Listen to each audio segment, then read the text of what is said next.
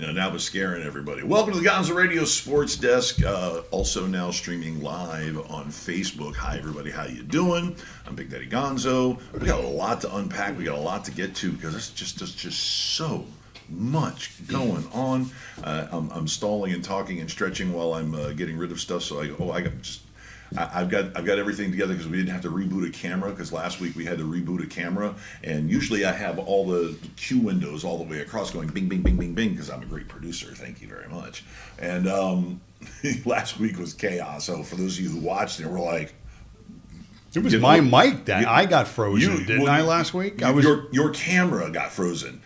Matt the Maseracchio. Oh, I'm not frozen. Yes, I'm here. Yes. Yeah, there's going to be a contest to see if somebody can actually spell your name verbatim by surprise. A couple of vowels, an O at the end. It's not too hard. There's no cheating on Facebook. Yeah. There's no ends. You know what though? And this is the truth.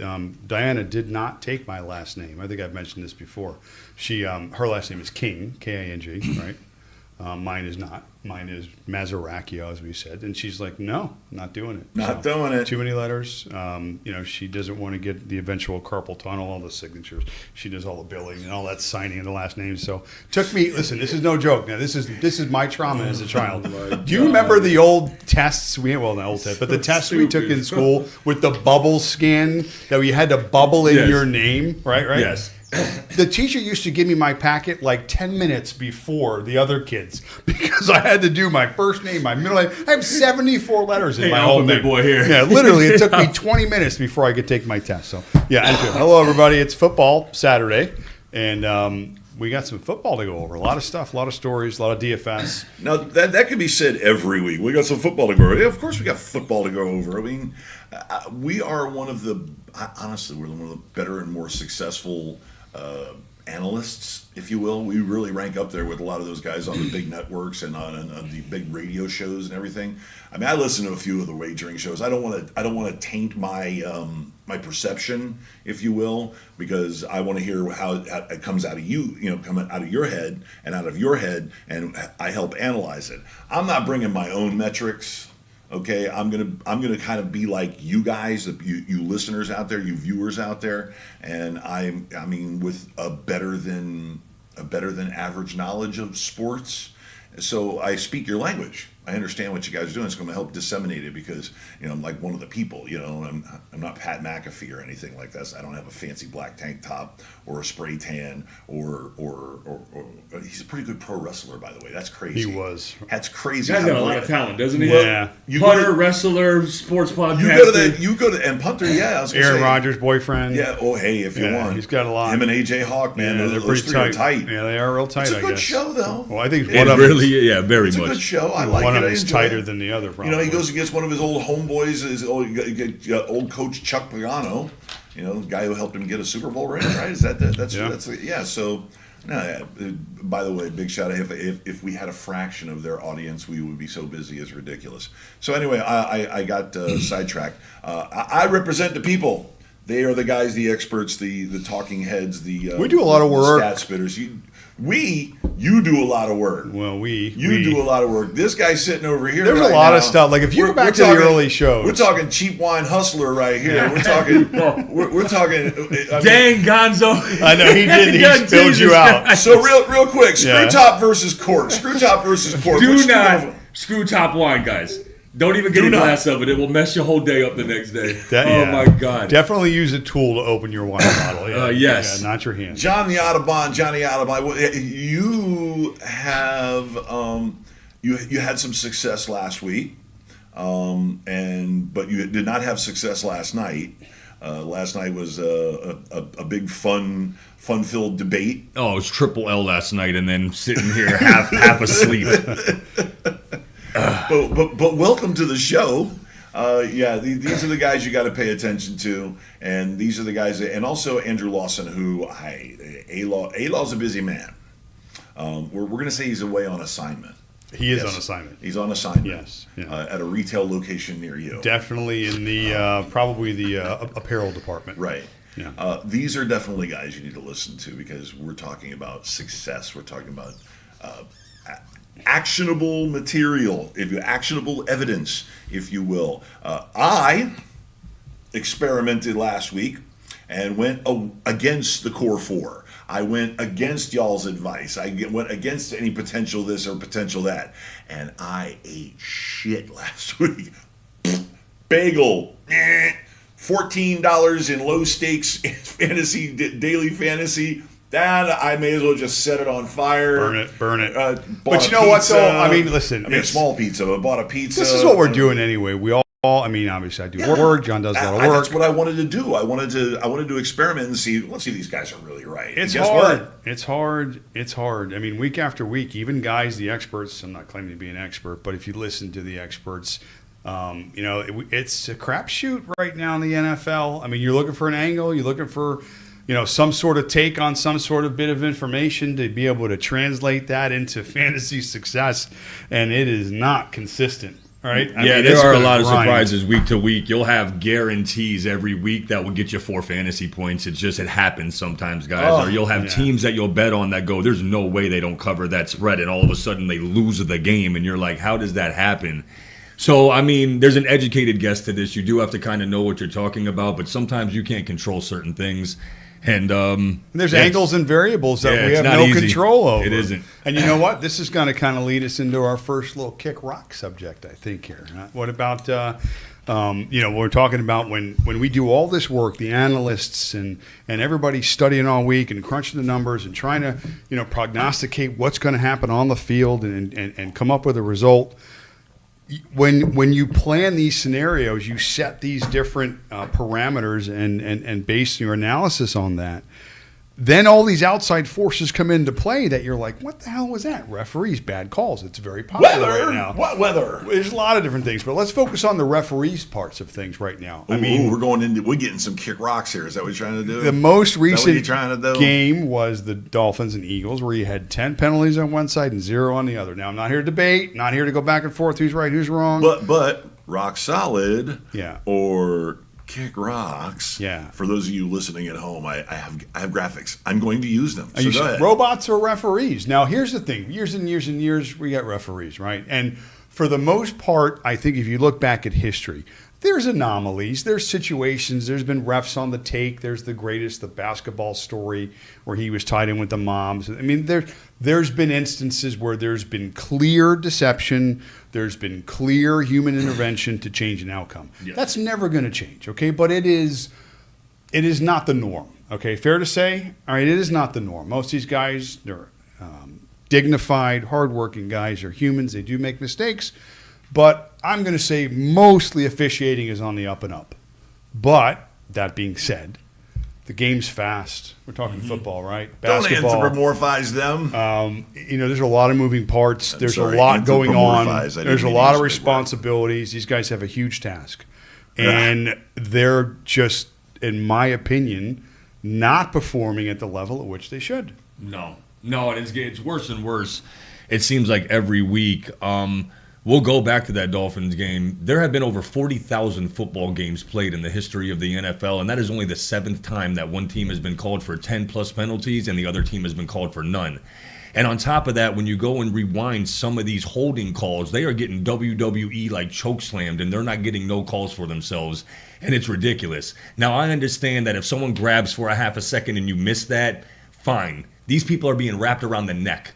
You can't, it's just, are people taking off their helmets? Those are automatic 15s, and I don't understand why they're not being called in certain moments of the game. So I do agree with you that for most of the game, calls are being called the way they should, but then they seem to be changing in key moments that determine games. And it just, as bettors, it sucks.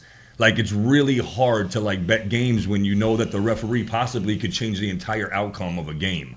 At the same time, machines might mess up the game too. In baseball, this works because you have one pitch and you can see right where that one pitch is at, and it's fine. There's so much grabbing and touching and big bodies and, like you said, speed. There's holding on almost every call if you're going to use robots. So now the games are going to take 6 hours, 7 hours long because every other play has a hold.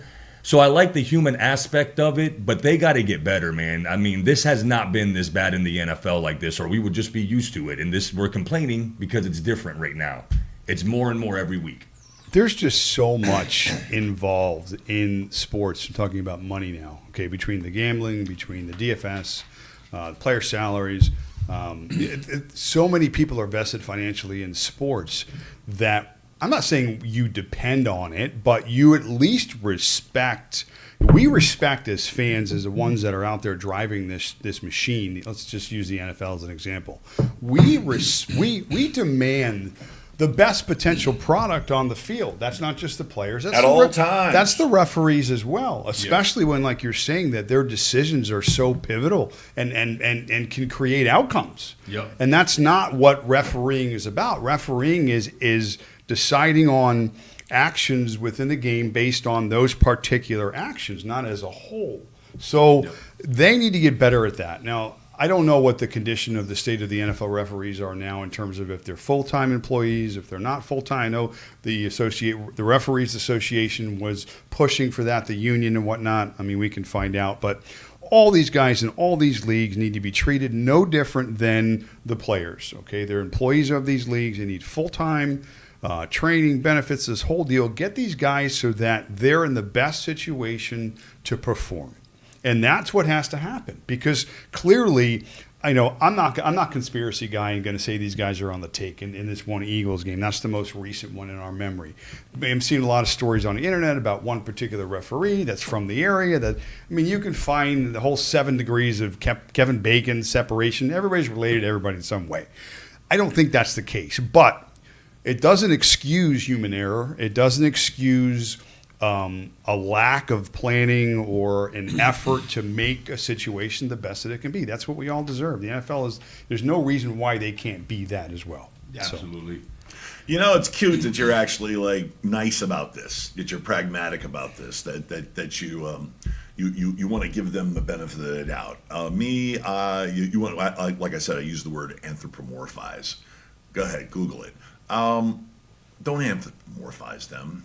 The human errors, the human mistakes, the game has gotten faster than a human being can keep up with it, period. Same for basketball, same for elements of baseball, and definitely elements of hockey. I mean, come on, you guys know how fast a friggin' hockey game is. So the game has gone beyond the ability for the naked human eye to have a reliably high percentage of accuracy. As far, and of course there's judgment calls too. So what needs to be done is the system needs to be revamped to a hybrid system where you have what you already have, integration of both. But instead of having one official handling all games that are going on, because there's one guy back in New York or one girl back in lady back in New York who is watching all, and everybody beep beep, hey, come look at our crap. Screen 6. No. Every game, every site, you take them. They're part of that. Now they're part of the officiating crew. Okay, you have them. Your dedicated official. You also have technology to where you could see 360 degrees, not just TV camera angles. Okay, but 360 degrees. From the field they can render it in 3 dimensions. Yeah, it's incredible. Okay, the ability. There's no escaping this fact. Yeah. So what you do, first of all, you have to rewrite some rules. You're right, Johnny. You will be able to catch holding on every play. Change the standard. I think you should change the standard anyway, because they call too many holding plays to begin with. And if you don't want your quarterback to get killed, you know what? Let them hold. Okay, but you got to give the defensive lineman back something. Okay, supposedly they're not allowed to do a cross-body chop or something like that with your hands. There's a couple of hand fighting moves that they're not allowed to use. Towards the arms? Yeah. They can't. That's right. Yeah. There's some sort of new rules about that. Well, guess what? You get your you get your karate chop back. Okay, they can grab you. They can grab you by the shoulder. The pads. NFL is pretty good about maneuvering through this landscape of change to make things better. It needs to happen. Yeah. It needs to happen with baseball. Yeah. It needs to happen with every major sport. It just does. I'm more on board, maybe again the term integration, using both. It's not going to take it's not going to take the human element out of it. It's just not. The human element is playing the game. Right, exactly. So why can't the human element be a part of officiating the game? But that judgment, especially that judgment of what you don't see, because now that we're integrated with gambling and DFS for money, i.e. gambling, Okay, now there's a whole new market of money on this. It's not just the rich guy up there it's not just Jerry Jones in his box going, I'm gonna make about $900 million this year. No, it's not about that guy now. It's not about the owners. It's not about the people whose jobs depend on these teams. Now it's about everybody. It's about a big, wide swath of people. Oh, it's driving the trend. Yeah. Listen, I've seen on helmets now advertisements for, I think it was one of the gambling sites. Yeah, gambling something sites. 269 Sports. I Right. don't know what it was, but on a helmet, on a college player's helmet. And it was an advertisement for this gambling site, 269 Sports. Again, not sure that's Because he the got name. suspended for half a season for gambling. Well, he may have, but yet he could put it on his head. Right. So it's just, again, if they're going to commit or if they're going to benefit from everybody partaking in the success of the NFL, then, and again, the ones that are getting the success are usually the ones at the top. Here at the bottom, the fans need to get a better experience, need to get a better product, need to get a more finished product in those moments where they matter most. And that's something they're responsible for. And the NFL also has to think about if they don't clean this up. You know, fans have proven in the past in a few different occasions, we won't get into We them. will walk away. We will turn them TVs off on Sunday, at least from your channels, and we won't watch for 3 weeks, and we'll hurt your pockets. I mean, it just We'll is stop what it watching is. Red Zone. Yeah, we won't buy tickets. We won't buy merchandise. You guys have already been through this a couple of years ago and lost We'll billions just watch of dollars. Dolphin games. Yes. And There's and it. Matt'll just watch the Steelers Don't lose. force me to watch that shit. And that's what I'm talking. Like, Take it easy. they have to we consider haven't that. started yet. If they Yeah. start hurting the fans as far as the experience, Oh, yeah. like you said, we'll So, hurt you right back. Guys, are we kicking rocks on this, or are we agreeing to a little bit of an integration? I don't think there's a full replacement. Hybrid's fair. Like, let's say I throw a flag, Yeah. and you're upstairs in the booth, and Yeah. we're talking as yeah. referees. They could come down and be like, "Hey, we just reviewed it. There is no pass interference on Every that." play. And you could just say, "Hey, no, Yeah. there's no flag," and you Every can make play. it right away. Every play, every time. Yep. Every play, especially if you got even a 25-second clock. Now, you want to affect the ability to go ahead and review that play, which teams already do. Okay, you know, you got a guy who caught a ball. Yeah, I caught it. Let's go. They're like, all right, let's go. Omaha. Why? Because they don't want you to look at it. Yeah. Well, guess what? Okay, so you got a 10-second window. Let's get that window down to 10 seconds. 360 I know. degrees. Yeah. Listen, keep the guy. This is what you do. Three-dimensional. Very simple. Zoom in, zoom out. Did he catch it? Keep your guys on the field. Touch the ground. Train them better. Exactly. And then secondary to those humans, have another group of humans doing an AI, Yeah. superficial, everything else that monitors this. A team of people that are also in assistance to the referees. So if you agree on integration, is that kick rocks or is that rock solid? That's rock solid It's rock integration. solid yeah. integration. So that I mean, all let's do robots that. is kick rocks. You got to keep a human humans is element kick to the rocks. game. I think so. All right, next one.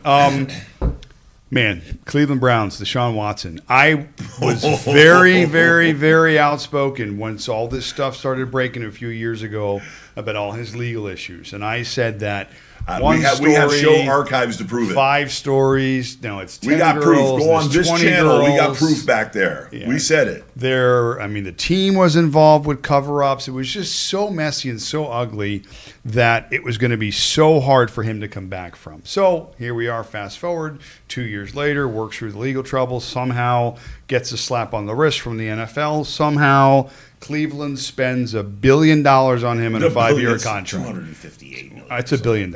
So it's a $50 million cap hit this year. $52 million cap hit this year. Over the last 10 games, Deshaun Watson has 11 touchdowns. Okay, that's last year and this year. Now, obviously, we talk about football being a business and the salary cap and whatnot. At some point, I think they're going to have to kick rocks here because it's not working, and there's weirdness going on now in the organization with him and things that were said. Is he hurt? Is he not hurt? Playing one quarter, not playing the next. My opinion here is eventually you can't put lipstick on a pig Hi, live TV. How you doing? and not call it a pig, right? So Cleveland tried, and once again as an organization, More light on the side of his head. they failed miserably in their decision-making process, and it's not working. And that's a shame because that team, that defense, you're glowing. It's and beautiful. and they've got some talent on that team, and they just Most important position, swing and a miss. They won a game with P.J. Walker at quarterback. Johnny, what do you think about our boy Deshaun Watson? This is one of the brother. Speak on behalf of us, all of us Dolphin fans. Go ahead. You have the floor. Represent Dolphin Nation about how we feel about Deshaun Watson. I'm disappointed because this was one of my big, in the beginning when we started doing this podcast, week 1, I told you I expect a big year from him. And even though he seemed to be progressing, now that he's injured again, and it's just, I don't have high hopes for him anymore. Not from what I'm seeing. He has a good team around him. He has a phenomenal running game with Chubb. Ford is looking like one hell of a running back, too. Yeah, don't forget Chubb is hurt. He's got weapons. They got a top 5 offensive line. I mean, they got a great defense. But they're actually playing almost good better coach, without too. him. Kevin Stefanski is fantastic. I like him. I don't know. Let's all have a little chat here. Do they play better without Deshaun Watson? Yeah, I think they're either the same or better. It's a small sample size, but I can give you Deshaun's 10-game sample size, and it's not good, right? It's not good. So, I expected him to come in here and crush it, and he is so not right now. And I'm going to have to kick rocks on Deshaun if I have to make a decision right now. The only thing that would have me keeping him is that he's going to cost me a fortune if I drop him. Other than that, he'd be gone already. So I think the only way he stays is they're looking at the money of this and going, how we pay a man $250 million and only keep him for a year and a half. To me, it looks like he's playing really tight. And I think part of the reason is because he's not getting those massages anymore. He's just not as flexible. He's not as loose as it used to be before. So, you are just so loose. So I took a shot. You know Maz is going to do it. You know he's going to out of the park on that one, baby. Yeah. So. All right. Well, then I will speak on behalf of all Miami Dolphin fans that we consider Deshaun Watson to be a bullet dodged. Okay, Deshaun Watson, Dalvin Cook. That Who? Brian Flores. Brian Flores. Well, actually, he's got Minnesota's defense playing well now. I liked them, but it didn't work here. And we said why, and there were some problems here. He is definitely better off as a coordinator because I agree. Stick him in the corner of the building, he does not one room. connect with the young people. He does not connect with the young people. Yeah, he's not because that's what you see right now. That is what it's all about in the NFL. Is you have to have a coach that can connect with them young folks. Yeah. I mean, you look at the kid. Look at the kid that's coaching the Arizona Cardinals. He looks like he's 15. He didn't look like he shaved last week. All right, but I bet you what. I bet you he's smarter than all of us put together. I bet that's a smart dude, and look how they're playing. It's not like they're sloppy. It's not like they're coming out there and laying down like dogs every week. They're not getting crushed 70-10. No, they're competitive. Okay, actually, they're competitive. They're they ball out every game. Okay, and they're getting better. So don't sit here and tell me that a hard-nosed coach is necessary, because not in the NFL, not nowadays. You know, you look at the college coaches; they've had to soften it up. The problem is when we make these comparisons and we say this works and this doesn't work, when you attach winning to that, everything works. So you could say the coach is a hard ass, but they're winning, it works. You can say the coach is a puss and they're winning, it works.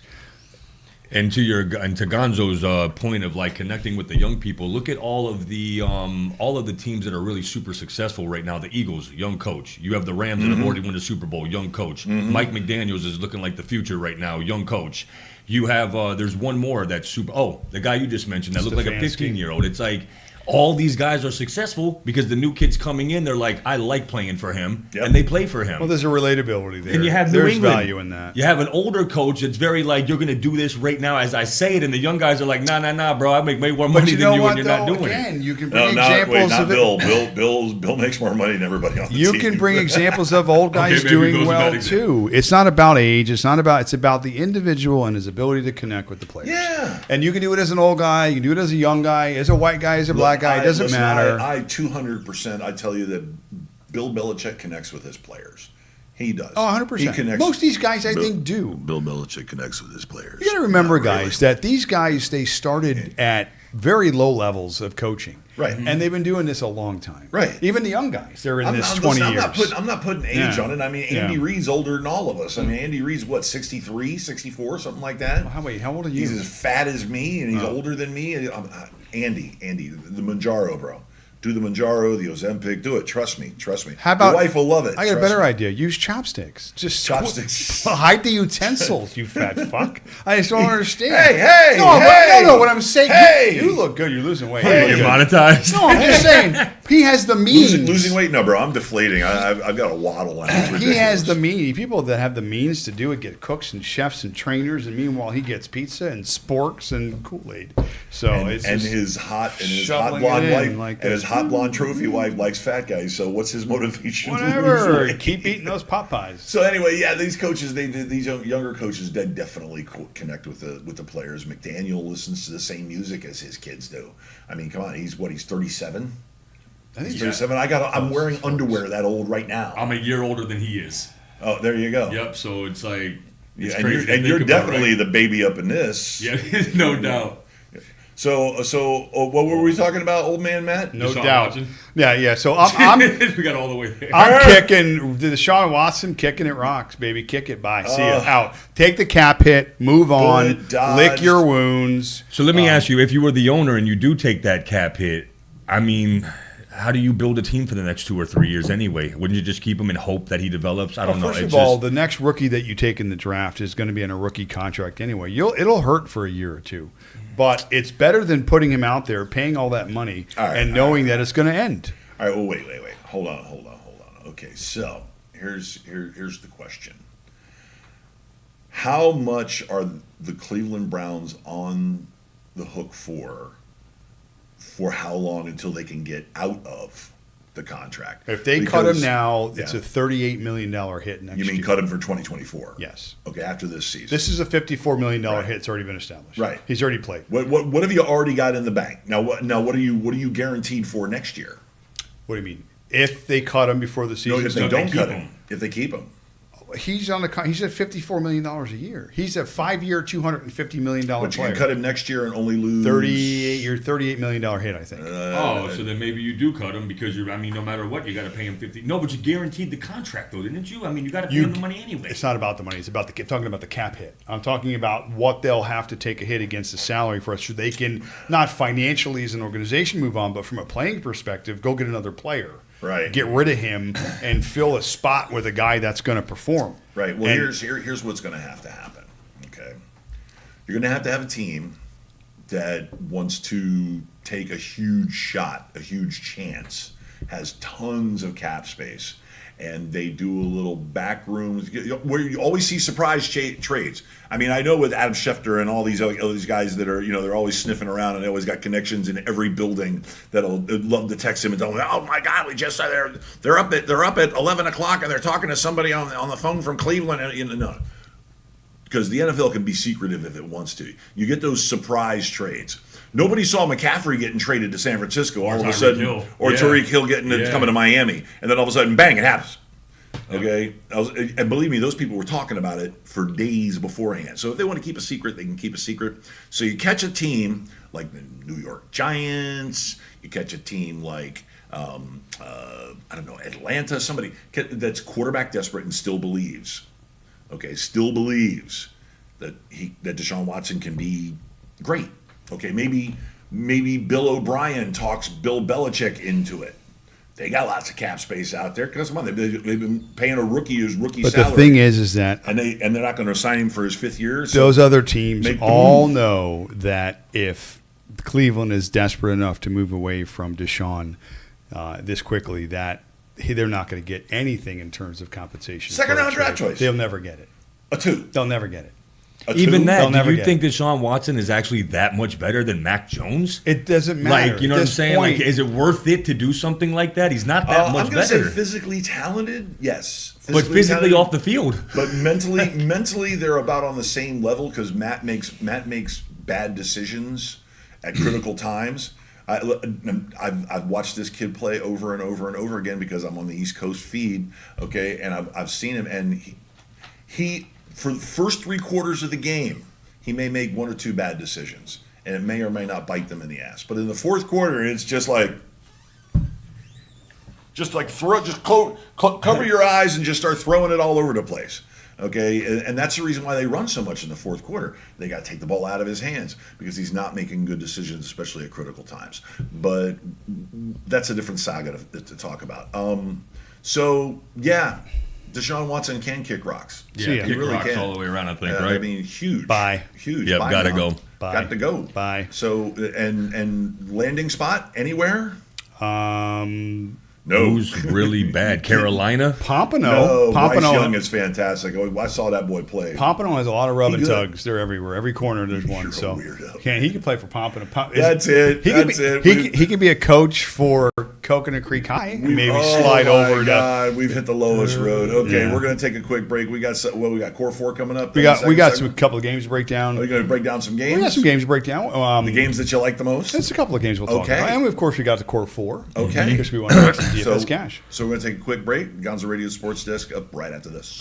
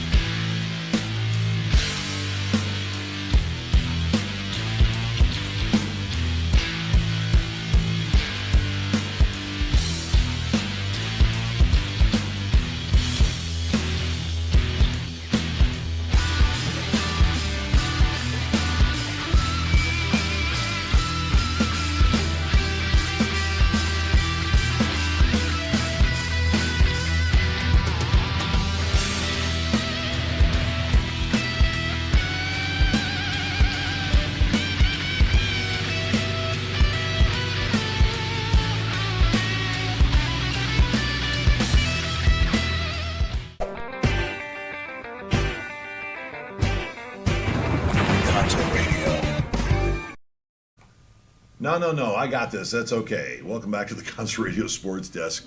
Yeah, I snuck up on them with the break, and they were totally unprepared to take a break. I'm here. And yeah, I know you're here. I'm here. This I know guy, you're he here. had to go fix his hat. I'm just glad he kept the bathroom door closed when he flushed the toilet. So it makes us a classy podcast. On time. On time. Yeah, on time. So, back to Wait, before we get into it, I need to remind the people, okay, coming up after the show, shortly after the show, I will be uploading the audio version of the show to SoundCloud and Spreaker. SoundCloud and Spreaker. Let me double check and make sure that I got this Spreaker upload. Hang on, but yeah, it'll be available on SoundCloud for those of you who want the audio version, which of course for those of you that may be driving around town with the windows down because the weather is beautiful here. Don't tell the tourists, please. Tourists. Yeah, it's on Spreaker. That's like speaker with an R stuck in the middle of it. So you check us out on those two platforms. I'll have it up before the end of the day.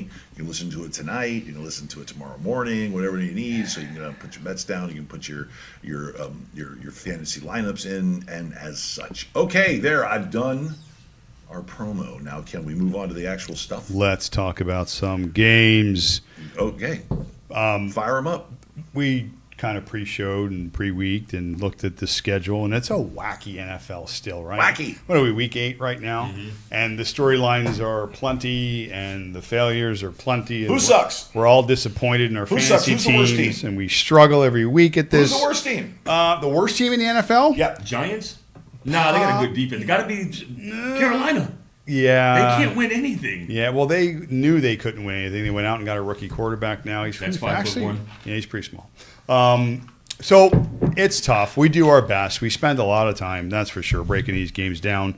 So we picked 4. Here's my 4 games. Let's start with the first one. And let's just get it out of the way. And it's only popular because of a little bit of a history. And you guys already know the game because of my change of tone when I start to talk about this team in particular.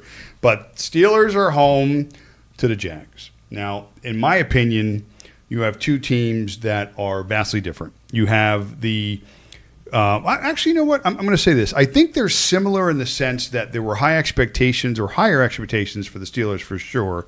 And for the Jags, everybody anointed Trevor Lawrence as the league MVP this year coming into the year. Well, look at that hair. So Sunshine, to this point, has not really had a good year, in my opinion. I think Jacksonville, even though they're 5-2, offensively, they don't seem to be a juggernaut, to say the least, right? They're playing good football, I guess. They're not making a lot of mistakes. Ridley at times, first game of the season, he was in fuego, right? Had that monster week. And what does he have? I think that's his only touchdown since. I think he has maybe one more touchdown since week 1 or week 2. He had 1 fantasy point last week. Yeah, he just disappeared. It's a weird setup there in Jacksonville, but again, they're 5-2. There's history between these 2 teams, between the Steelers on the other side, my beloved Steelers, Is that what you call them? who could be the worst 4-2 team in the league right now. Their offense is just putrid, and what's keeping them in all the games has been their defense. So for this game to be competitive, it's the same story. It's the Steelers' defense, and it's a continuation of Jacksonville hopefully not clicking on all cylinders, and it's the Steelers being opportunistic in their pass rush, and making plays. Creating turnovers, short fields.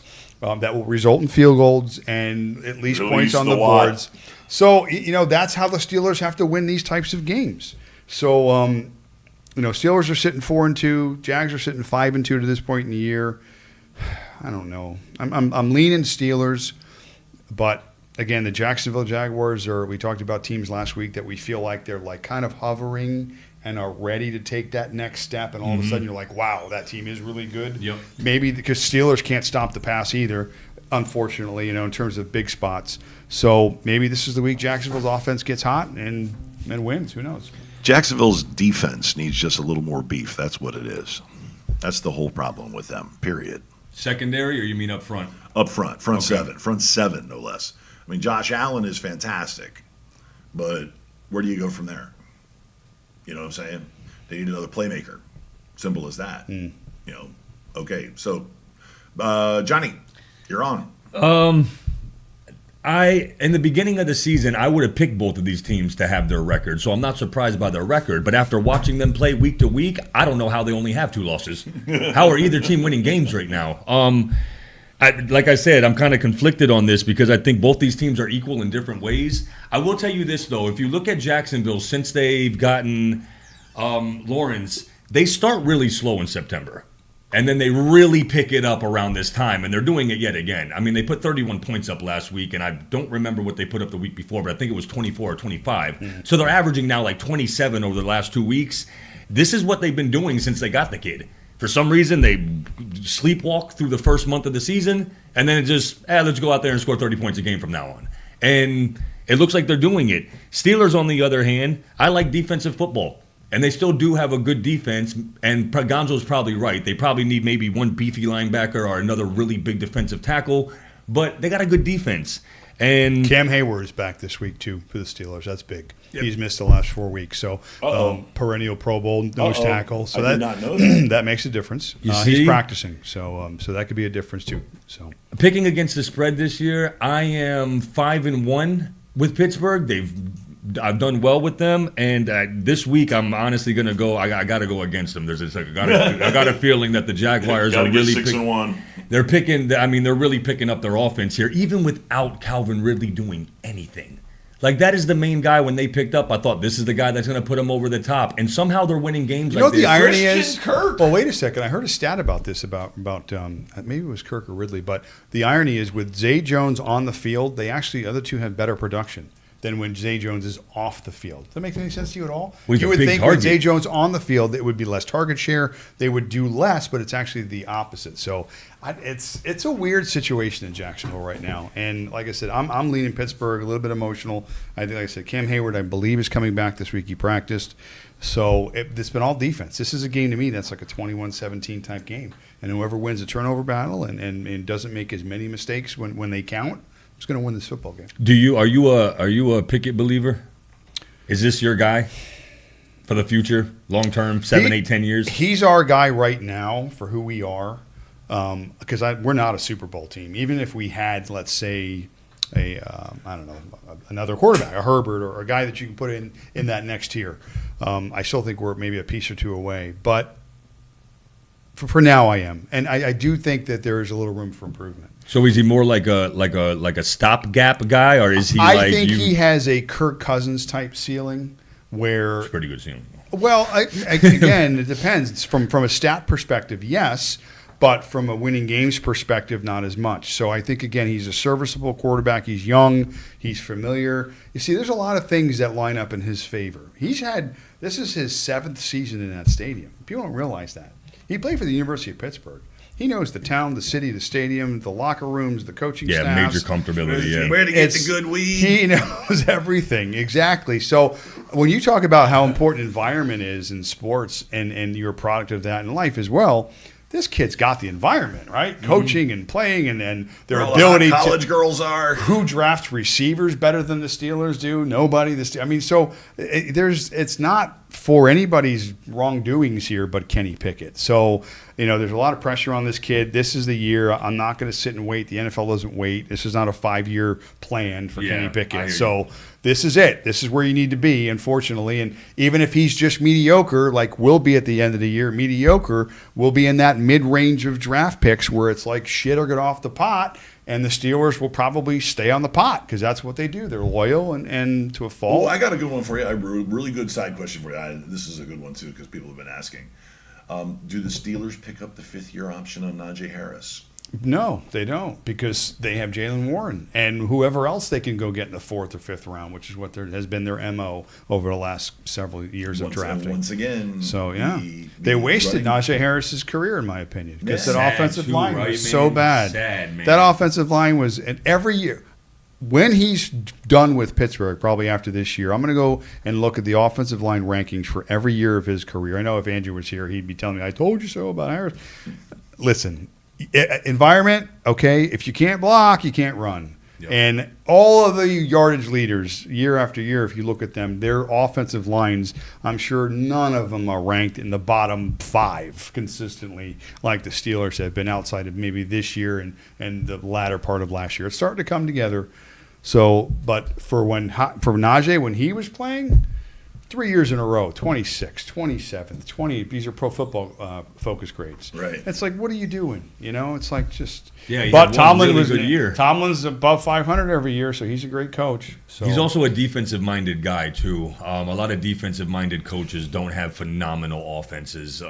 It's just you can look around the league and you can see that. A lot of them don't care about the offensive line because they're defensive-minded coaches. I think Tomlin should do Jeopardy. I think honestly they should shoot Ken Burns and they should make him do Jeopardy. I think he'd be a great Jeopardy host. So First of all, the shows would be 2 hours long, but he'd be a great Jeopardy host. First of all, I don't know. I fucking hate you. don't even start about Jeopardy. I don't even get started about that.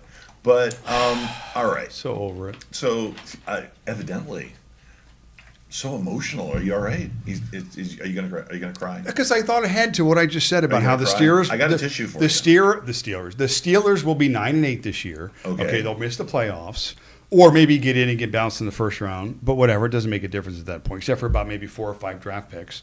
But that's what'll happen. But the disgust in your voice is just It's a realistic thing. It's not like I'm pulling stuff out of thin air. I mean, mark it down. What do we show 5, 6 this year? When we get to the end, you'll see, and it's just frustrating. That's all. And it's usually how it works. Okay. Any other games you'd like to move on to? We got a lot of games. Cincy and Okay, San well, keep Fran. moving on here. Cincy and San Fran.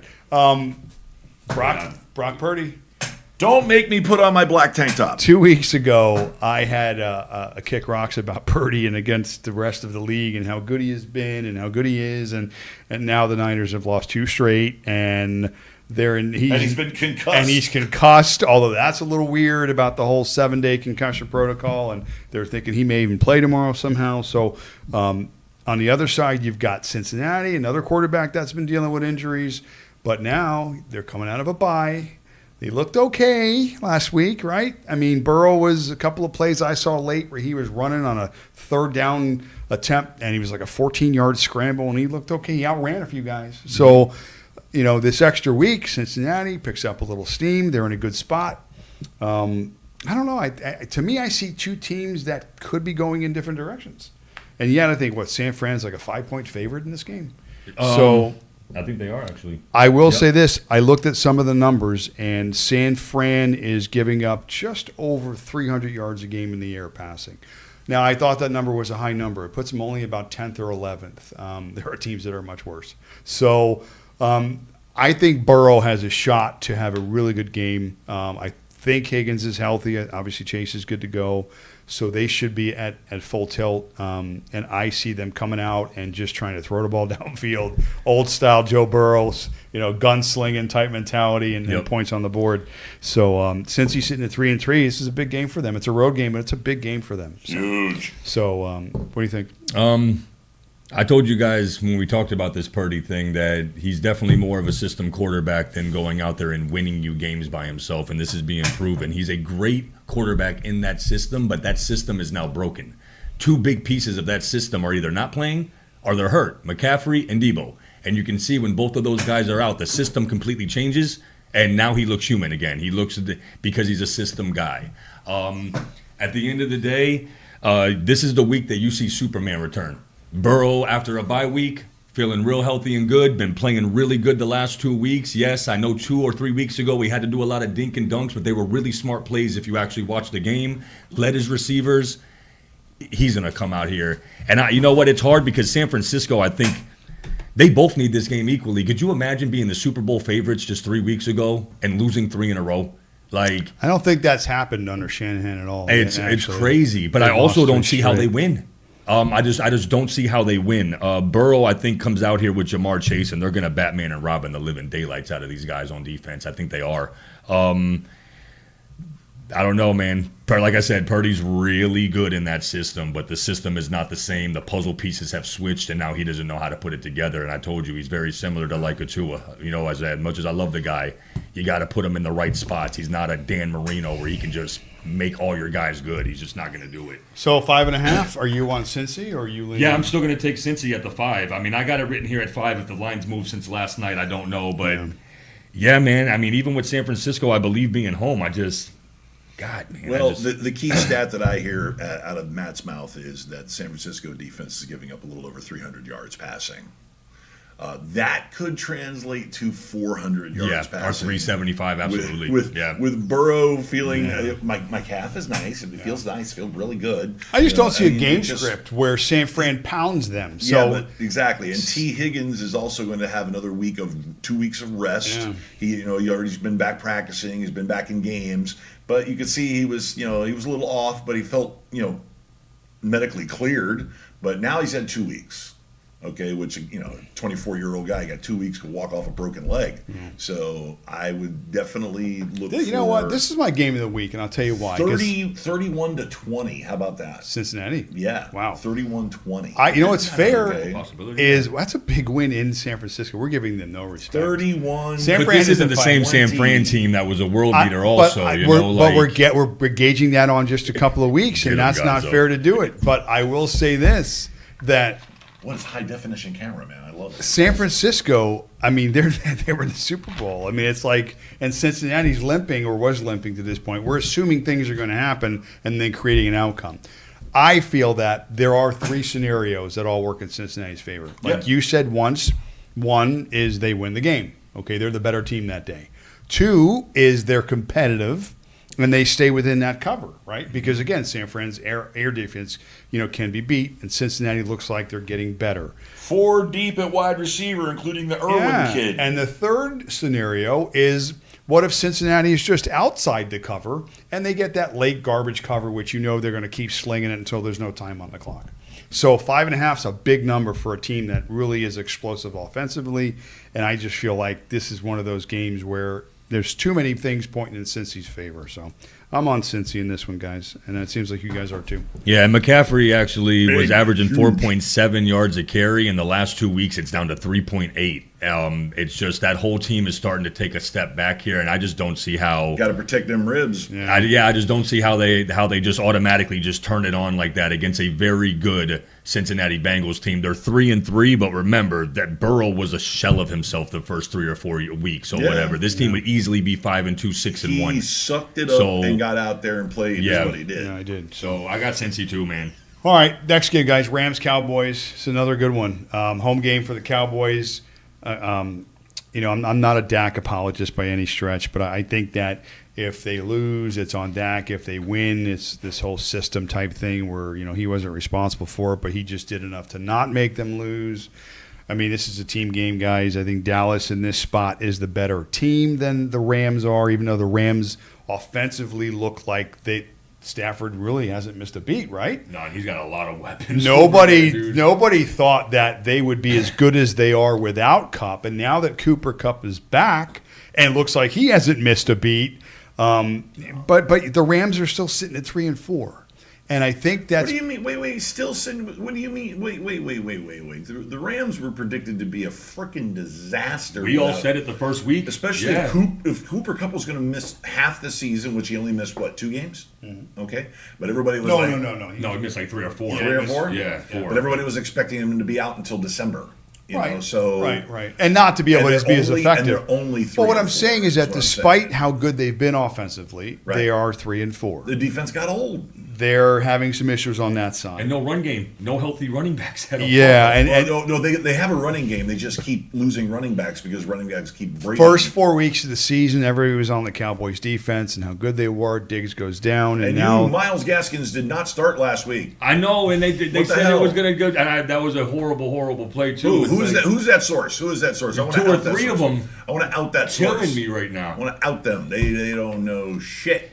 So go ahead. Cowboys, they need this game. This is a game that when they looked at their schedule at the beginning of the year, they were like, win. Yeah, you got to win this one. This is a W. So, again, we talked last week about how they have to keep pace with Philly. This is a game that it's a home game for the Cowboys. The spread is, I think, what do you have it at? 6.5? It is 9.5. Nine Oh no, and a that's half. Dolphins. My bad. That wasn't Dallas. I saw 6.5 or 7. Might be 6.5 actually. Okay, yeah. so 6.5. Again, it's a touchdown, and that is doable in this situation. As good as the Rams' offense has been, the Dallas Cowboys still have a good defense. And if they get this into a positive game script where Dallas has the lead, and like we've talked about, the Rams continually are forced to throw the football, Stafford's not really fleet of foot, their offensive line's not great. Micah could have one of those games where he's on the map again, even though he's been on the map because he can't shut up. But maybe he'll back it up and get a couple of big sacks, maybe a forced fumble type thing, and Cowboys defense. Stafford starts seeing things like him jumping out of his refrigerator and sacking him in the middle of his kitchen, things like that. Like if this game is like 21-3 early, and it could very well be, Cowboys get some breaks and whatever. Then it's going to be a long day for the Rams, and I'm definitely on the Cowboys here. Well, speaking of the Cowboys, and I hate to be tangential to this, but the trade deadline's coming up, and there's a lot of trade speculation. This guy's going there, this guy's going there, but it seems that the Cowboys are in the market for a running back. So which of these tradable running backs that are out there do you think are a Dalvin Cook or a Derrick Henry? Mm-hmm. Yeah, exactly. Which one of them do you think is going to actually end up in Dallas? None. Either or, neither. Agree. None. Henry's contract is massive. None. Yeah, I know. I understand and that. Again, he's an eight. I mean, it's not like. I mean, I'm not sure because maybe Dallas can find a way to go in, all in for 1 year type thing with the Henry deal. That's how would have to be approached. But they'd have to be a huge sacrifice on the backside. Yeah. And that's the only scenario I see. Hey, and Jerry Jones has done that. And Jerry Jones has done that before. Yeah. He did that with Deion Sanders. Okay, he did that with Deion Sanders. He was a 1 year loaner.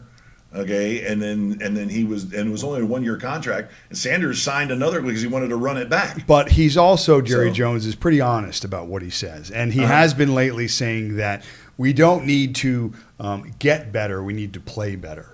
So, because he was asked And I about agree with certain him on that, things too. about trading and stuff like that. So there's some loyalty there too. Pollard hasn't played bad. No. The question is whether or not he can be in between the tackles guy.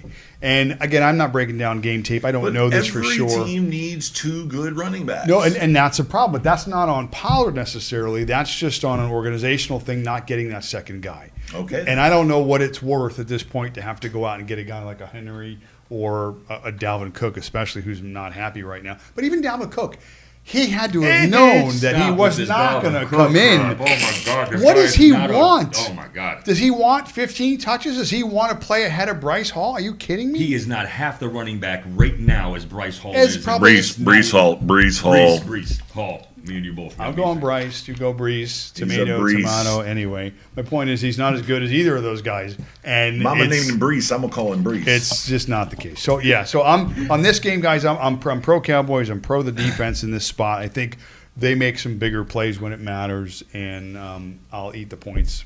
I'll eat the 6.5. This is one of my money plays this week because I actually agree with you on a lot of things with the Cowboys, but just like the Steelers and Rams last week, I mean, I went based off of just feeling and what I was seeing, and I think the Rams, after losing to the Steelers last week, are going to be competitive. Now, whether they win the game or not, I'm not going to quite call that, but 6.5 points, that offense, no digs. Only thing that really concerns me is that there is nobody that can even come close to competing on that offensive line with Parsons. It really worries me that he might get through for 4 sacks by himself. Still, again, there's really no reason to do this, but I'm going to take the Rams to cover the spread and possibly win the game. Now, Cooper Kupp had a really bad game last week, I believe. He did not. If you compare him to the other two games, they weren't even the same. With no digs out there to stop this guy, I don't know if you guys know anything about route running, but Kupp is one of the greatest to do it. I route run all the time. And I saw you. I was in the parking lot before route running. Yeah, 9 targets, no catches. A's, Listen, B's, C's. Yeah, But- I had to work up a sweat before the show. I ran a fade just to get in here. And You have a nice fade going on here, too. Shut man. up. And you know what? This could also be, Dak Prescott is very flaky. And if he gives the Rams opportunities, Flaky. they will Flaky. capitalize Is on that this. 2 Ks? F-L-A-K-K? No, it's No, F-L-A-K-Y. K, yep, 1K. Okay. That's flaky. Okay. No multiple No strikeouts pun here. intended. Okay. Sorry. But I'll take Rams with the 6.5 points right now. I think they cover the spread and possibly even win. Okay. Fair enough. Surprise. All right. Last game, guys. I'll go Cowboys late in points. Oh, you're in there? Late in points. See, you're a smart guy with the fade. I like Well, it. late in points because I think that you have the Rams. They're in a down year. It's just a down year. It's just as simple as that. I think that the Cowboys, this is an identity game.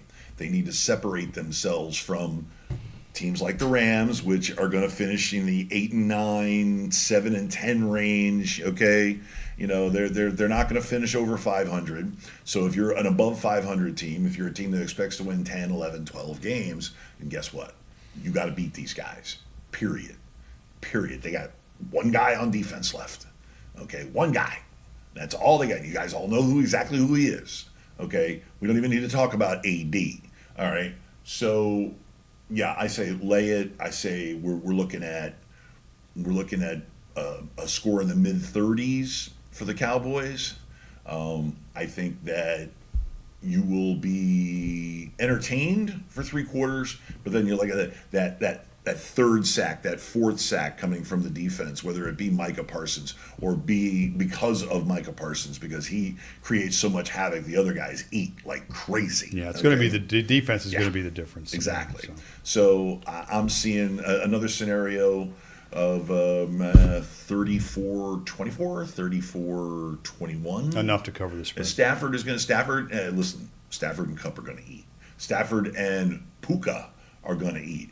Hell, Stafford and Tutu Atwell, they're going to eat. Okay? We're talking about a prototypical route running machine with size and a little bit of speed and great hands. Hall of Fame almost level type of career right now with Kupp. Okay? And an up-and-coming guy with Puka Nakua, and then Tutu Atwell, who is this little speed guy who can run a 4.2 and isn't afraid, by the way, to over the middle. Kid weighs like 182 pounds. and he's going over the middle and getting wrapped by 210-pound safeties. I'm like, kid's tough. That's all I can say. There's a reason why they drafted him as high as they did. Still got Higgins at tight end. Yeah, of course. You know. He's one of those ubiquitous tight ends. He's just always there, and he always has a very good. His floor is very high, and his ceiling is very low. No. Okay, so 2-2 Atwell. no, ubiquitous. I feel like I'm on Ubiquitous. the show with spelling Stephen A. wrong. Smith. I'm sorry. Don't even say that name. Ubiquitous. The only reason why I cheer for the Cowboys is it keeps Stephen A. Smith from having something. Can fun you to do. tell me the word origin of ubiquitous? The word origin. It's Use it in a ubiquitous. sentence. Can you use it in a sentence, please? Okay. We have another game. Stephen A. Smith is Last game. ubiquitous in his ability to annoy And me. the only reason why I picked this game was because I did. And it's just because I did. Giants, Jets, two New York teams. I mean, now these other three games we talked about, they really matter. This game, I don't think it really matters in terms of where these teams It matters to New are York, gonna and New be- York is everything. Yeah, so this is a Jets Giants. The good thing is that both teams know where the stadium is, so there won't be any problems getting there. Oh my God. And So you're saying they're going to show up?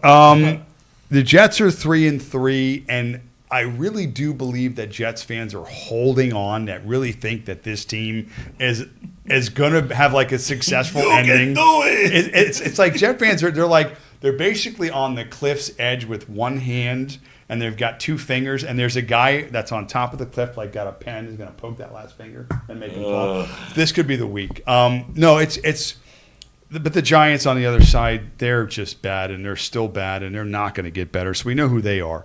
The Jets' defense is what they've been winning with.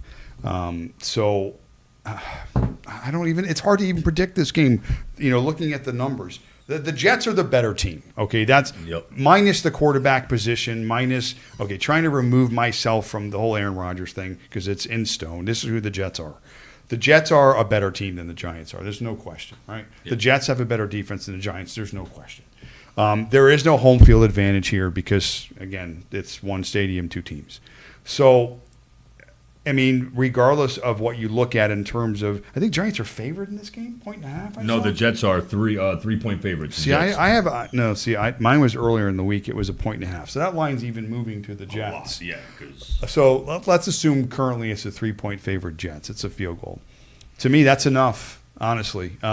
With mediocre quarterback play, there's no Daniel Jones on the other side, which I kind of hope he was playing because now do you know that for a fact? Because as of last night, they did not know if they were starting Tyrod or not. everything I've seen has been Tyrod to this point. Okay, and I think he gives them a better chance to win it. And that's why I'm saying, Yeah, if you're a he Jets just fan, does. you're secretly blowing fresh oxygen into Daniel Jones's room to get him as healthy as he could be so he can play. Send him over to my chiropractor. Yeah, okay. Somebody called Deshaun Watson, give him his masseuse therapist. It's a story of two different teams, and the Jets are a better team than the Giants are.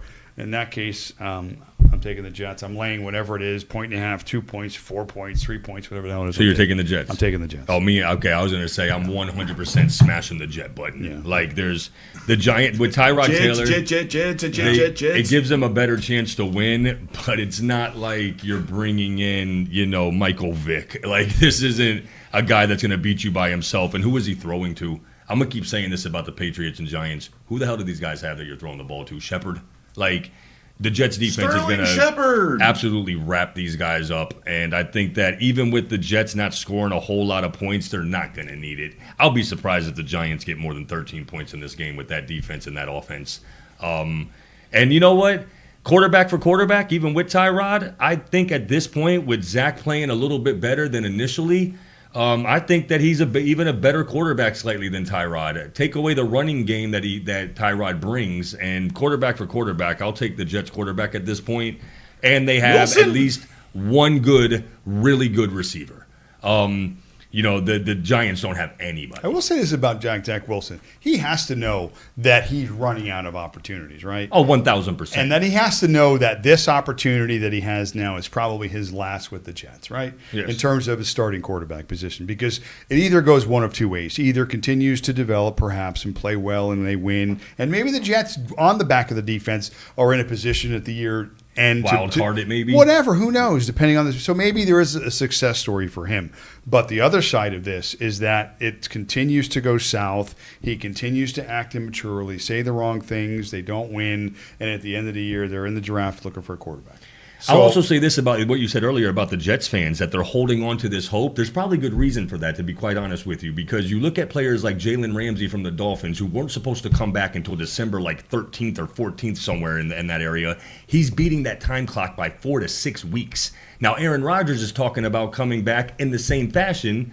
So let's say that you're a 500 ball club with 5 games left and Rodgers comes back. There is a chance for you to backdoor sneak into the playoffs. Aaron Rodgers is not playing football this year. I agree with you. Yeah, he's not playing football this year. He's a 41-year-old man who, even though he's in good shape, that sort of injury is a devastating injury. And I don't care how the doctors and the treatments, and it's better, and I've heard all this stuff. It's like I said before. I don't know if anybody here has ever tweaked their Achilles tendon. No, thank God. Or the muscle attached to it in your calf. If you've ever tweaked it, painful. It just comes down to if they're planning on running Rodgers back next year. Yeah. And if they're planning on doing that, there has got to regardless be of how they risk. are, regardless of where they're sitting this year, end of the year, There's even if they're a playoff zero risk team, of him re-injuring Yeah, it. yeah, It's got to be it's- zero risk of him not being able to protect himself. Because again, in their mind, in his mind, maybe they don't just have 1 year with Aaron after the injury. Because remember, his whole body gets to rest now 1 year, Right. Well, not just the Achilles. Listen, that's So- why he made the contract concessions that he did. He plans on playing 2 more years. Okay, but maybe this enables him to get there because he Okay. gets to rest the rest of his body as Oh, well. I don't doubt it. Okay, so again, this is something they're looking, I think, in terms of the future. I don't think they bring him back, regardless of wherever they're standing at that time. So, but it's the NFL and owners and coaches and whatever, and it's a now league, so win now type of thing. And maybe Aaron says, yeah, I'm good to go. Let's go. Well, my take is that we are going to see another game where the Jets defense wreaks havoc. Just havoc. Absolute mayhem. It's just a matter of, will they shut the Giants out, or they keep the Giants? Well, they're definitely going to keep the Giants under 10 points. 10 points or less. I'd be willing to take a prop bet on that. Okay, 10 points or less. Give me 9.5. I'll take the under. I'll bet you right now. Okay. I'll take the under. Coffee next week. Okay, I'll take it. I'll 10 take points? that all day. 10 points. Going to hold the Giants under 10 points. Wow, that's crazy. That's why I said 13, because Yeah, I don't. 10 The is not a 10 lot of is. points. It's the NFL. Yeah. But You sure? Under 10 it's points. possible. I'll give Under. you a chance to pull it Under. back right here in front And of everybody. here's another one for you fantasy football players. If you have the New York Jets defense, expect 15 or more points. Yeah. No. I'm 15 or 100% more. on That's top of coffee it. for you. I'm 15 or more. 100% on it. We're talking a turnover return for a touchdown. We're talking multiple sacks. 7 sacks, maybe. At least yeah. 1 interception. Wow. I'm on the Jets defense heavy with them. They no doubt. are going to Yep. friggin' maul the Giants. All right. Well, then They're let me- going to maul the Giants. Let me cancel my Tyrod Taylor jersey Cancel order. your Tyrod Taylor I just jersey. ordered the jersey Let just me now. tell you. I got to cancel that shit. Let me tell you So- something, okay? As much as I hate that team, and I hate New York, Buffalo, and New England all with the same Vigor disdain, and vinegar and. disdain, just DISDAIN, disdain, okay? Can you use it in a sentence, please? Venomous disdain. Right. I barely respect the Patriots because they've won 9 million of Super Bowls, but the Jets have a great defensive coordinator for a head coach, and they have not only are they a really, really good, an elite level defense, but they're deep. They're deep. They got a lot of guys. They just don't have one guy. They don't have 2 guys, 3 guys, or 1 guy on each level. They're deep on all levels. So you're running into a buzzsaw. Yep. Okay. Short of running Saquon Barkley and Matt Breida 40 times to keep yourself from getting killed. Okay, and they'll even find a way to strip those guys and take the ball away and run and turn around and bring it back for a touchdown. I'm telling you, this is going to be one of those maul games, and the Jets are going to maul the Giants. That's the only game Period. script I see them actually covering this spread is by running the ball successfully. But damn, you can't do that against No. that front 4, No. man. I don't care who you No. got. Like, I don't care who you got. Once again, I hate them, but I speak from respect for football. Yeah, I hear you. Quinnen Williams, Yeah. best defensive tackle in the NFL. He's Period. up- he's up there. He's shot right past Aaron Donald. Aaron's old. Let's face it. Aaron is ancient as far as football players are concerned. What's he, 36, 35? What about Carter from the he's Eagles? old head. No, Chris Jones. Close. Jalen Carter is going to be What about Chris Jones? the best defensive tackle, best It's defensive tough. lineman. He's in the conversation. He's in the conversation. Okay, but young man is this his first year. He's still got old heads ahead of him. Even your guys in the conversation. Okay. It's tough to assess. Oh, It's you tough. can't. I mean, I saw firsthand yesterday. I mean, I've watched a few Eagles games, and one of the guys who work with Bill, he's a big Eagles fan, and we discussed Jalen Carter, and I told him, I said, you guys got the steal of the draft, even at 10, you got the steal of the draft. That guy should have been number 1. That guy's a monster. He's the next coming of Jerome Brown, and that's high praise. Okay, Hurricane fan. As the next coming of Jerome Brown, right there. That's that guy. He, on a couple of occasions, ragdolled Liam Eichenberg. Okay, Liam Eichenberg, saw that. as much as he sucks, he is a grown ass man. Yes. He is 6'4", 315 pounds, Chucked him. and he got beat like a child Yes. on more than one occasion. It's Okay, scary. it was alarming. I was about to say, hey, y'all need me to come up there and play center. At least he'll knock me on my ass, but he'll trip over me as he runs by. I take up space. But that dude was a beast. But I'm back on Williams. Williams has been dominating games, taking them over. Him and his brother, taking them over. God, I hate the Jets. But those, I mean, you're not going to be able to run 40 times, even if it's just give up and run. No. If that's a surrender, it's not going to work. They might average you're gonna- 3.1 yards a carry or something. Two, maybe. Yeah, 2.1 they're yards. not gonna You're get much going to at all have in that run 40 game. carries for 82 yards. Okay, you're not going to go anywhere. It ain't going to happen. So yeah, we're looking at a bit of a beat down here. I mean, it may be a low scoring game, but I don't think it's going to be a low scoring game. I think that the Jets are slowly but surely rallying around their young quarterback. Don't call me Shirley. I think that I think that Wilson is learning better because he has Rodgers in the building. He is taking that mentorship. You see a bit of calm to the kid now. Okay, I mean, he's never going to have the California cool. Okay, that Rodgers has, the snarky, Surely you can't be serious. Shirley, don't call me Shirley. So what you're seeing is a maturation process. How fast that comes to fruition here that's right, fruition. Go ahead, write it down. Big words. Another dollar in a big word jar. F. RUITION, fruition. Yes, go ahead. Jeez. Hey, we got core 4. We got money to be You made. went to college. Hey, let's go make some money. We got money to be made. Take a break, my get some God. money. Come back and Okay. make some money. I'm big heading them. Core Listen. 4. All right, we're going to take a quick break. We're going to come back with the core 4, and I'm going to come up with another fancy word to confuse Matt and John right after this. The Gonzo Radio Sports Desk.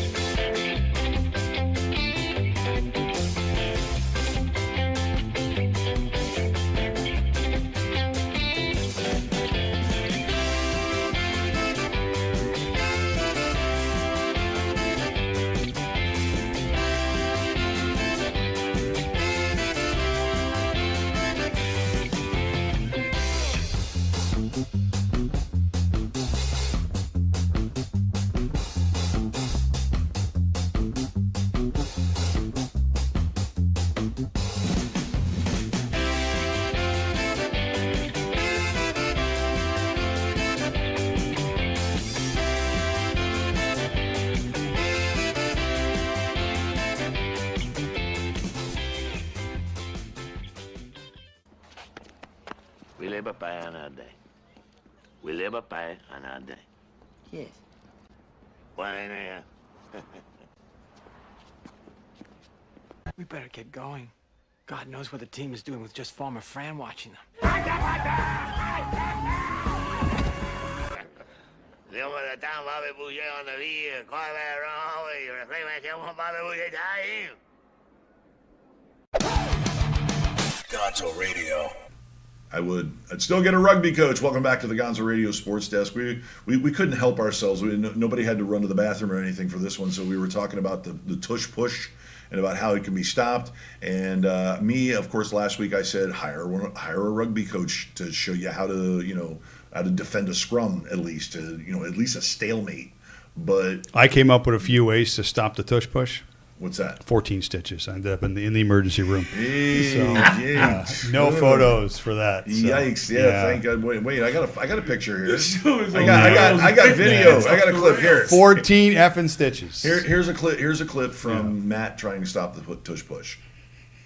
You guys are actually looking. Oh, I thought there was a clip. I was like, where was the camera? Listen, the bottom line is thought I was bottom line alone. is this: the NFL is going to have to change the formation rules one way or the other.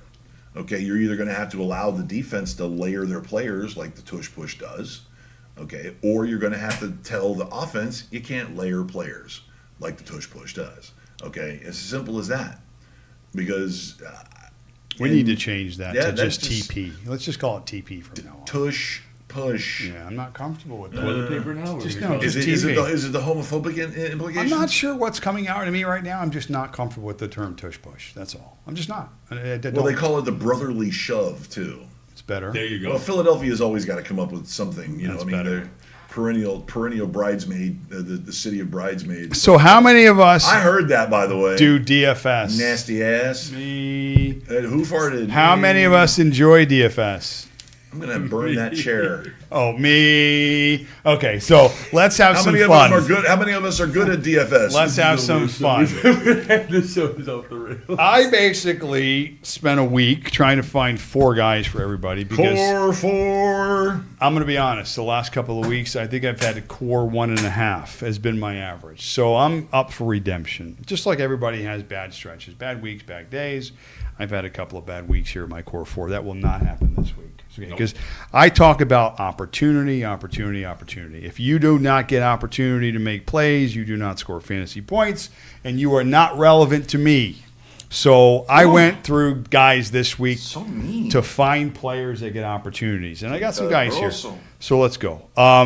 Opportunities. None better than this guy right here, Alvin Kamara. Averaging 14 targets, 8 targets, 12 targets. The guy's a running back. Okay, that's over the last 4 weeks. Not to mention he's getting an average of 15 rushes per game over that stretch. It's a lot of touches, a lot of work. He is the New Orleans offense. Yeah, his salary is creeping, but that's all it's doing. He's at $7.3K on DK, so $7,300. He is in my core 4. Number 2, I wish Andrew was here once again, but I'm sure he's listening. Mr. Drake London. Okay, here's another guy averaging Young man's on a hot streak. 9 targets a week last 4 weeks. Targets opportunity. He's also getting some red zone looks as well. Tennessee's not good stopping the pass. They've also lost another guy in the secondary this week during practice. They are thin as it Traded is. Byard. This again, I'm not scared. Nobody really is scared of Desmond Ridder and Atlanta's offense because they primarily do run the ball. But again, if he's still getting his 9 targets, he gets one of those in the end zone. He's having a big week. He's at 5.1K. Okay. So $5,100. He's cheap. Next guy. This is a reach, guys. But again, opportunities comes about price point. Elijah Moore. He was pretty high on some expert draft boards earlier in the year when we were all picking our teams. He was a late round flyer. He's a guy that's always been talented, just hasn't got the right spot. 8 targets for the last 5 games. $4,100. Seattle's pass defense is terrible. They're ranked 31st in the league. So Yeah. it's about opportunity there. And that game should be positive game script, means throwing the ball, because that's what they're going to have to do. Do you really trust PJ Walker that much? It's not a matter. It's just opportunity. Again, I don't care. In terms of a guy that's $4,100 getting 8 to 9 targets, converts on 5 or 6 of those targets, and again, if they get into the end zone, it's just. It's explosions. Yeah, but 2 of those targets are going to be one hoppers off their ankles. Okay, well, he just has to catch 5 of them. At $4,100, 4X, which is an amazing multiplier, 16 points. That's a good multiplier. And I'll give you that. And again, if he goes for 5 and 60, that's 11. That's 3X. That's also a pretty strong multiplier. By the way, last week PJ Walker hit a wide receiver in the ass. Okay. Well, again, we're talking about tush push. He wasn't so looking, maybe he was and trying he to hit come him up with a in the different way to ass. stop that too.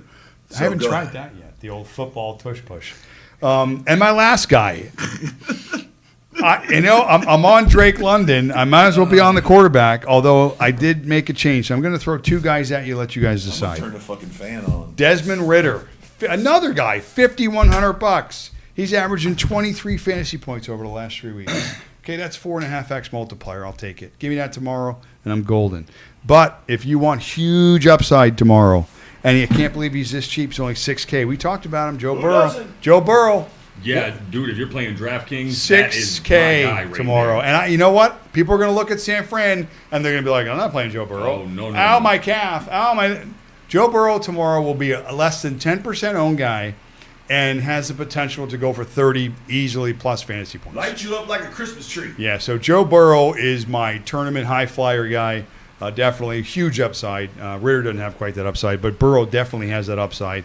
And at $6K for tournament play, when you're looking for that upside, Burrow is going to be the guy you're going to go for. So, I'm going to start out with Burrow, actually. Now, you guys might be wondering sometimes why mine and the Maz's Core 4 might be so different. We really do play two different games almost, and I'm going to explain why. When you hear 5,100 for Ritter, that is a great value if you can get him for 5,100. Unfortunately, on FanDuel, he's damn near 7,000. So that means I have to get 21, 22, 23 fantasy points from him to even feel good about it. All he needs is 15. So at the end of the day, you got to go off of what the price points are, and I like how we do this because you're getting both angles. Burrow, I'm still taking Burrow. He's only 6,000 in DraftKings, and I think that's a steal. He's 7,400 in FanDuel, but still, like you said, and like Gonzo said earlier, he could very well have 375 and 3 touchdowns, and you're going to be ecstatic. Light him up. I am gonna actually pick him and Chase together. I think that I don't have to explain that. I mean, these guys just find each other. if one all the goes time. off, the other usually goes off, I too. mean, it's just going to happen. usually I a mean, you pair. got to look at Patrick Mahomes and Kelsey last week. I mean, that type of stuff happens with these guys often. And I'm with you on two of your guys. Now, one of them I'm going to take because I know how the guy is playing, Kamara. I'm big on Kamara. And usually when me and you do this together, those guys roll. Last week was Gibbs. The week before or something was Hall and Connor. I think Kamara has another big game. Same thing that Maz is telling you. He is the entire offense right now, guys. I believe on fantasy, on FanDuel, he's somewhere in like the 7,900 to 8,000 range. I'm still taking him. All they do is pass the ball to him, and then he runs, 15 carries and like another 10 catches? Yeah, he could get I mean, 30 touches, yeah. 28 to 30 touches in this game. That's insane. They move the ball too, man. The Saints move the ball. They just have their red zone offense is horrendous. That's the only thing that worries me a little bit, but they still put up, 24 points last week, so I'll take Kamara for a TD also. And listen, man, Maz, you are so big on this guy, Drake London, and I do not pick him every week, and he hasn't really blown up. Drake London is a At top all. 5 talent receiver in the league. I'm not going to debate that. I mean, I listened to the guys talk about him. I won't and listen to your heresy. He is a top 5 receiver in the league. And listen, Ritter is playing so much better his last 2 to 3 games. I mean, listen, I'm still not a full believer in him, but I can be pulled in if you're playing this good week to week to week to week and putting them together. I think this is possibly the week where London goes off for 21, 22, 23 fantasy points. He might be reversing the most banged up secondary in like the history of football right now. Like, I don't even know who these guys are playing over in Tennessee, right? Yeah, and honestly, London, again, is going to be very soon, he'll be on that list of guys that are matchup proof, in my opinion. Now, it is Ritter, it is the Falcons, they do run the ball, I get all that. But you're putting London on any team with any other quarterback, and he's in the discussion every I was week. just going to say the every same thing. week. Yeah, So, he might be. So in spots like this where it's, again, you're playing Tennessee, Ritter's playing well, it's all pointing towards. Yeah, towards and Drake Atlanta's London. defense isn't bad. I think that they can stop Tennessee and give them a lot of opportunities to get London the ball. And I'm About with him. pricing. Yeah. London's being priced as a bottom third receiver, and he's not. And he's 6,800 on FanDuel, I believe. So he's still worth it. Yeah. 6,800, I'll take 18, 19, 20. I could see it happening. Yeah. Yep. Yeah. And what's your fourth? Is that what your fourth? Yeah, those are all 4. You got Well, there you go. Chase, Burrow, Kamara. London. And we have Kamara and Burrow in London in common, right? We're Kind both of. on Burrow. We have Kamara and London in common. Yeah, those are guaranteed. I'm taking a flyer with Elijah Moore Okay. because he's so damn cheap. And your fourth was, It was Chase, Burrow, Kamara, and London. Yeah. So Burrow and Chase and you together. are more Burrow. London, Kamara, and a little bit of Burrow, and I get Ritter as well.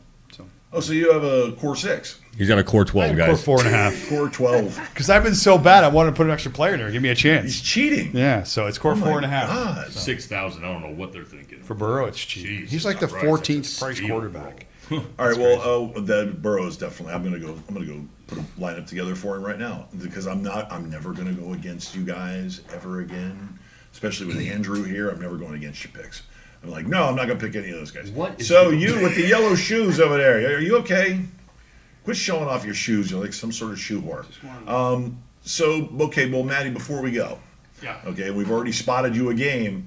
Who's gonna win the World Series? Hell yeah. Rangers or Diamondbacks? Easy, don't get crazy. Dallas Garcia is a Cuban beast right now. Cubano, viva. 12 games career postseason he's played so far. He's got 20 RBIs. Man. Okay, 20 Monster. RBIs in 12 games. Including a walk-off monster bomb at the bottom of the 11th. He's last slugging night to win the 750. game. His OPS is 1100 right now. That's in 12 career postseason games. Small sample size, but big enough for me. Just start rolling him the ball. He has 4 home runs in his last 4 games. The Yeah, dude's don't let him unbelievable. hit. I mean, it's incredible. So, yeah, he has a big walk-off last night. Rangers win. Man, it's tough. Arizona's not going to roll over, though. Arizona's been playing it very emotionally. That was a tough game. They were down in most of that game, came back and tied it. And then Texas obviously went ahead and won it in the 11th. Right. Well, that's the tale of two teams right there. Yeah. Okay, it's as simple as that. You have the scrappy Arizona Diamondbacks, which do not give up. They have great elements on the team. They have great defense. They have a great bullpen, and you have the Texas Rangers, which will bomb the crap out of you. Yeah, they're like the Phillies in the way where they Yeah. got guys in the lineup that can just murder you. You know, Yeah. Seager and Adalis and Simeon and Mitch Garver and Jonah Heim. All these guys, they rake. And they have So. they have strong starting pitching. They have strong middle relief. They Yeah, have small. They have Scherzer strong is closers. the wild card. If they can get one good start out of him, they'll win. One. the That's all it series. takes. Scherzer's one time. Yeah, they'll probably win the series. Yeah. So. Okay. So there you go. And so it's what Rangers in 6. 1-0. I want to see baseball. So Rangers in 7. I was going to say Play it everybody. out. Everybody holds court. Play it out. Everybody holds court at all. Arizona's been good on the road, and Texas has been good on the road too. Texas didn't win its first home playoff game until like the Yeah. second to last game in Beasts. the ALCS. Beast. They come into your house yeah. and wreck shit. They Yeah, so they hadn't lost. come in and bust up your house, man. For me, I'm being selfish, and I want to see 7 games of baseball, so I'm going to say Texas in 7. Okay. So, And Johnny, you don't care. hey, there was a baseball game last night. No, I had to ask them. Oh, who's in the series? I don't even know. Like, I don't even care. There's still baseball. I'm offended, but it's okay. We got basketball and football right now. I'm all on it. Yeah, basketball just getting started, which is crazy. Yeah, the Zion clock is on. At what game does Zion miss one Man, I for picked a him minor the other day. injury for 20 games? All right, so that's going to wrap things up for us because we're getting into the hour and a half range here because we've been jibber jabbering all day. So once again, check out Spreaker.com or, of course, our good friends at SoundCloud for the audio version of this, which I'm going to get to work on right after I click all this off. So on behalf of myself and Damaz and Johnny Audubon and Andrew Lawson, who is away on retail assignment. Miss you, bro. Yeah, we'll catch you guys again next week here on the Gonzo Radio Sports Desk. Peace.